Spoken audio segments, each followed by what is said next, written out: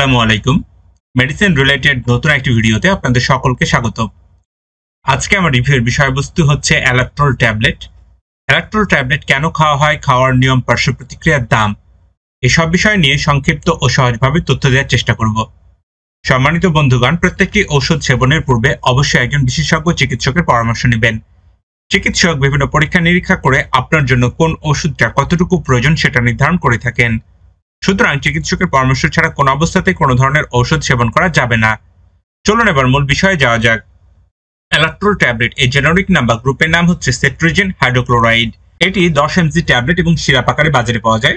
10 mg ট্যাবলেটের প্রতি পিসের খুচরা মূল্য 3 টাকা, সিরাপের দাম 60 ml বোতলের দাম 30 টাকা এবং 15 ml ড্রপের দাম 25 টাকা। স্কয়ার ফার্মাসিউটিক্যালস লিমিটেড অ্যালাক্টোল ট্যাবলেট বাজারজাত করে থাকে।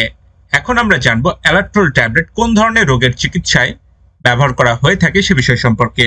সর্দি, হাঁচি, কাশি, নাক বন্ধ হওয়া, গলা খসখসে হওয়া, চোখ চুলকানি, চোখ দিয়ে পানি পড়া, চোখের নিচে কালো দাগ, মাথা ব্যথা, এছাড়াও এই ওষুধটি ত্বকের বিভিন্ন সমস্যায় ব্যবহার হয়, যেমন একজিমা, চুলকানি, ফুসকুড়ি, ত্বকে লাল লাল ফোড়া ওঠা, ত্বকে চাকা চাকার মতো হওয়া, গোটা গোটার মতো হওয়া, ত্বক খসখসে হওয়া ইত্যাদি।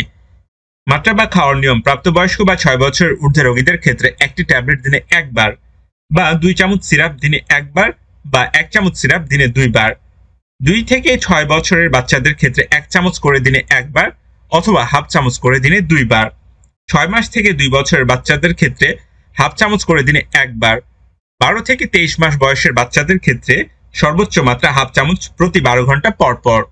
এখন আমরা অ্যালাক্টোল ট্যাবলেটের পার্শ্ব প্রতিক্রিয়া সম্পর্কে জানবো। ঘুম ঘুম ভাব ছাড়া এই ওষুধের তেমন কোনো পার্শ্ব প্রতিক্রিয়া নাই। গর্ভাবস্থায় স্তন্যদানকালে চিকিৎসকের পরামর্শ নিয়ে এই ওষুধ খাওয়া যেতে পারে। সতর্কতা: এই ওষুধ খেলে ঘুম ঘুম ভাব বা ঝিমুনি আসতে পারে, তাই যারা গাড়ি বা যন্ত্রপাতি পরিচালনা করেন তাদের এই ওষুধ খাওয়ার পূর্বে সতর্কতা অবলম্বন করতে হবে অথবা চিকিৎসকের পরামর্শ নিতে হবে। আজকের ভিডিও এ পর্যন্তই ছিল। ভিডিওটি ভালো লাগলে চ্যানেলটি সাবস্ক্রাইব করবেন, পাশাপাশি লাইক শেয়ার দিতে ভুলবেন না।